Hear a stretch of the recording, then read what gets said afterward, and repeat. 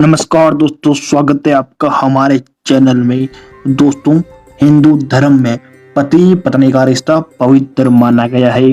यहाँ पति और पत्नी के द्वारा क्या पहना जाता है, कौन सा कार्य किया जाता है, इसके आधार पर पूरा जीवन निर्धारित करता है। पत्नियां अक्सर जो गहना पहनती है, जो कपड़े पहनती है, उसका केवल पहनने में ही नहीं वरन घर में कैसा माहौल होगा, घर में कैसे धन आगमन होगा, इस पर भी बातें टिकी रहती हैं। तो महिलाओं को विशेषकर ये कपड़े, ये गहने नहीं पहनने चाहिए। अगर आप ऐसा करती हैं तो आप अपने स्वयं के द्वारा घर में दरिद्रता विपदा का कारण बन सकती हैं। तो जानिए कौन सी वो चीजें होती है जो हमें शादी के बाद नहीं करनी चाहिए। मगर उससे पहले आपसे प्रार्थना करते हैं कि आप हमारे चैनल को सब्सक्राइब करें, इस वीडियो को लाइक करें और साथ ही इस वीडियो को पूरा जरूर देखें ताकि इस वीडियो का अनादर नहीं हो। दोस्तों, शादी के बाद महिलाओं को कुछ बातें ध्यान रखनी चाहिए। हिंदू धर्म में जो सभी कार्य किए जाते हैं वो धर्म शास्त्र के आधार पर, वास्तु के आधार पर किए जाते हैं। वास्तु का हिंदू धर्म में बड़ा महत्व होता है और हमें भी धर्म ग्रंथों का, विष्णु पुराण का और जो भी धर्म की बातें होती है उनका विशेष पालन करना चाहिए।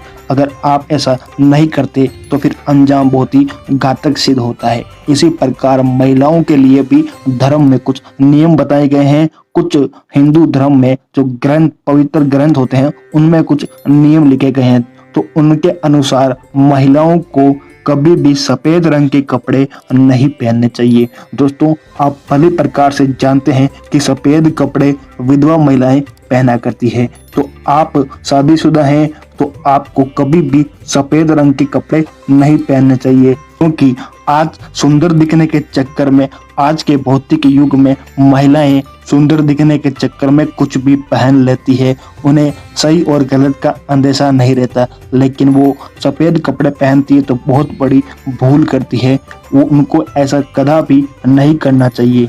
लेकिन फिर भी आप सफेद रंग के कपड़े पहनना चाहती है तो बिल्कुल आपको प्लेन सफेद रंग होता है, उस प्रकार के कपड़े नहीं पहनने चाहिए।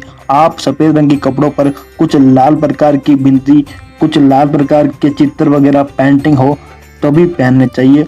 एकदम प्लेन सफेद कपड़े नहीं पहनने चाहिए। अगर आप कुंवारी हैं तो आप सफेद कपड़े पहन सकती हैं। दूसरी विशेष बात जो महिलाओं को ध्यान रखनी चाहिए कि वो पैर में कभी भी सोने की पायल या बिछिया नहीं पहननी चाहिए।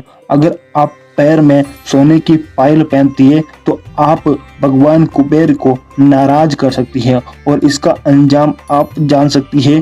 आपके घर में दरिद्रता आ सकती है। अगर भगवान कुबेर नाराज हो गए तो इसका अंजाम बहुत बड़ा हो सकता है।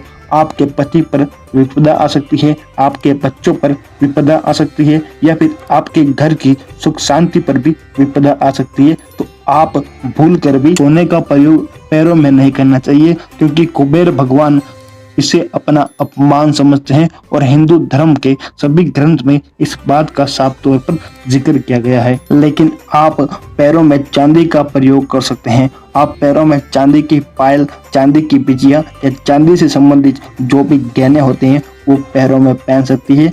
सोने का प्रयोग केवल अपने गले में, अपने माथे के ऊपर और हाथों पर ही करना चाहिए और इससे नीचे आपको कहीं भी सोने के गहनों का प्रयोग नहीं करना चाहिए। तीसरी बात महिलाओं को ध्यान रखनी चाहिए कि उनको कभी भी शादी के बाद बिना मांग और मंगलसूत्र के नहीं रहना चाहिए। दोस्तों, हिंदू धर्म में शादी का प्रतीक, शादी का सफल और अपने पति की दीर्घायु के लिए मांग का प्रतीक माना गया है। मांग अपने को हमेशा लगा कर रखनी चाहिए। जो महिलाएं होती है उनको अपनी मांग जो साफ साफ माथे पर लगाई हुई दिखाई दे वैसी लगानी चाहिए और साथ में गले में हमेशा, चाहे आप सो रहे हैं चाहे आप उठ रहे हैं, आपको मंगलसूत्र पहने रहना चाहिए। अगर आप मंगलसूत्र उतारते हैं तो थोड़ी देर के लिए उतारना चाहिए। बिना मंगलसूत्र आपको कहीं बाहर जाना, किसी मंदिर में प्रवेश करना या अपने कहीं घूमने जाना, तो बिना मंगलसूत्र आपको नहीं जाना चाहिए।